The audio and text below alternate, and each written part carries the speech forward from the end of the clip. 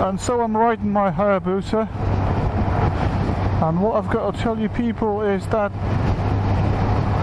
it's an amazing touring machine.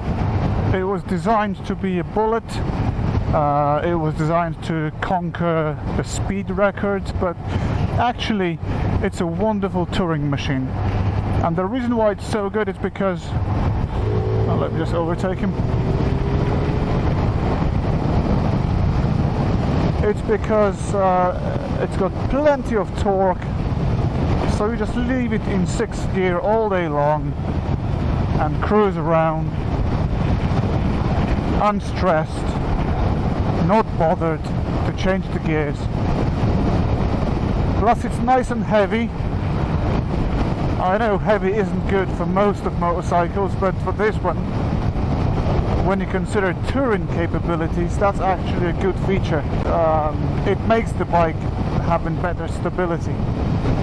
I'm now cruising 90 miles an hour, and the bike is doing 4,500 RPM, which is pretty healthy. So let's just slow down to, let's say, 70 miles an hour. Okay, so 70 miles an hour, and the bike is doing 3,500 RPM. So let's have a look what's going to happen if I drop it to 60 miles an hour. Right, 60 miles an hour, 3,000 RPM, that's pretty much nothing. This engine is absolutely relaxed, it's resting, temperature reaches about 40% of the scale, super healthy. Now, I've done about 80 miles with no stops whatsoever. I'm quite tall, I'm 6 feet tall, I weigh 90 kilos. So I'm not a huge chap, but I'm not a small chap either. And one thing I can tell you, I feel quite comfortable on this motorcycle. You know, from time to time I do get my legs stretched for a moment, just to improve the blood flow. But that's it. I'm confident I could do probably about 150 miles an hour on this motorcycle non-stop without getting off it. So that's pretty amazing. Considering, you know, my size.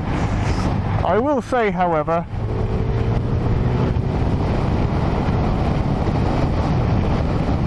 that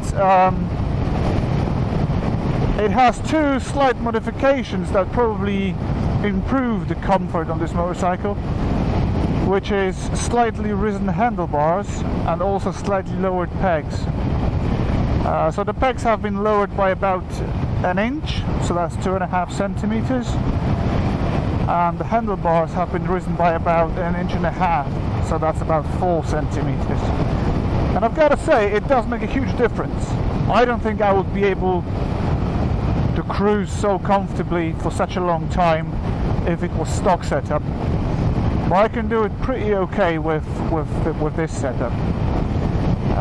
Another thing that I noticed today during my little cruise is a great fuel economy. So we're talking 1.3 litre Leviathan with 175 horsepower. By the way, this bike is bone stock in terms of performance modifications. Stock exhaust, stock air filters, it's all stock, no power commander. You know, the other bike I've got is, there's tons of modifications, tons of changes, and I want to keep the Busa fairly stock. And you know, another benefit of having a stock bike is it's less likely to go wrong. But anyway, going back to the fuel economy, I tested it 3 times now. The first time I got 7.6 litres for 100 kilometers, and that was mainly high-speed motorway cruise. That was about, an average speed was about 100 miles an hour, equals 160 kilometers per hour, with a few blasts well over 150 miles an hour, and that came about 7.6 litres per 100 kilometers. The second test was also mainly motorway cruise, but that was going a bit slower. I was going about 90 miles an hour, and I wasn't trying to get any faster than that, and that came about 6.8 liters per 100 kilometers, which is wonderful. And this test I'm doing now will probably be even better, because I was also doing mainly motory cruise at about 85-90 miles an hour, but quite a few times I was dropping it to about 60 miles an hour like I'm doing now. So I reckon if you really drive slowly, like let's say 65-70 miles an hour, you could probably get a fuel consumption circa 5.5-6 liters per 100 kilometers, which is fantastic, which is absolutely commendable considering the bike we're talking about here. What's good as well, the mirrors, those are stock as well, and they could be just a bit better in terms of their how wide they go, left and right, but they're not bad either. My RF900 has stock mirrors and they're terrible. They're just terrible. All you can see is your elbows. So I will have to modify them definitely, but those are pretty good. I can see what I want to see, so they're safe and good. Another thing is, with RF, when you blast over 120 miles an hour, they fold. I don't know if this is maybe only a problem on my motorcycle, because they're fairly used and old and they just got loose, but that's what happens. Here, no problem. As I said, it happened to me to be charging over 150 miles an hour a few times, and they're just solid. They don't move, they stay in the same position. Awesome. So mirrors are good. As you can see, the screen is stock.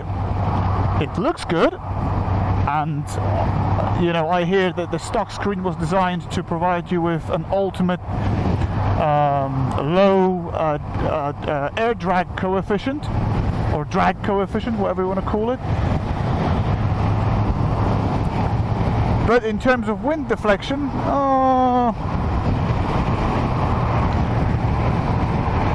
it is rather questionable. Yeah, so we've covered fuel consumption, comfort, gauges, very good. You can see all clearly, no matter if it's day or night. There's a clock as well. Trip mileage 1, trip mileage 2, total mileage. As I said, as a touring machine, this is a bomb. It's brilliant. Very smooth motor, not a lot of vibrations. I guess I could probably go with balancing my throttle bodies a bit, and maybe changing plugs, and that would maybe help even more with reducing the vibration from the motor. But overall, very smooth, flexible.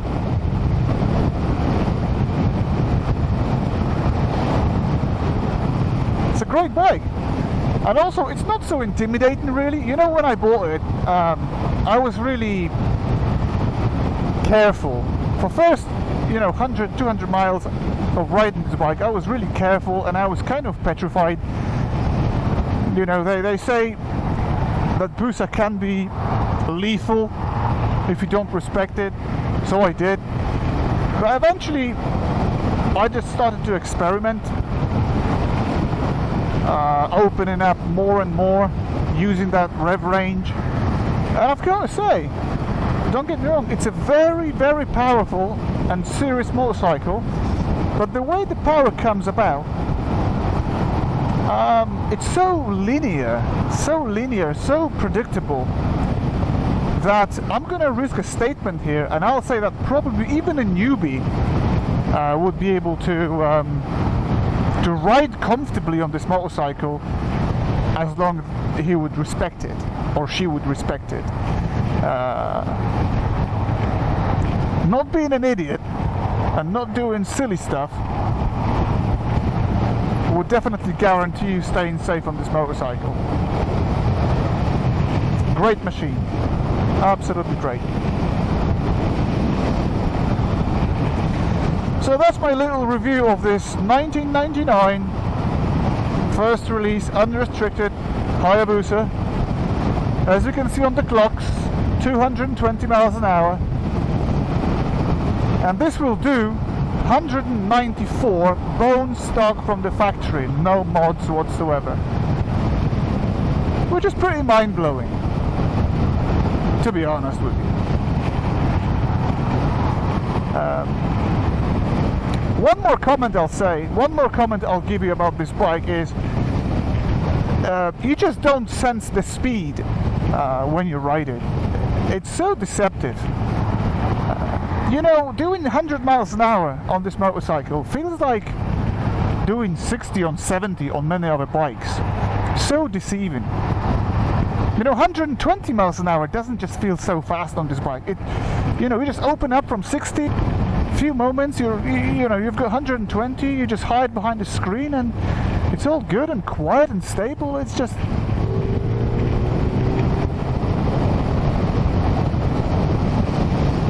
it's pretty unbelievable how smooth and well engineered this bike is. So anyway, that's it folks. That was my tiny little review. I hope this review is somewhat helpful.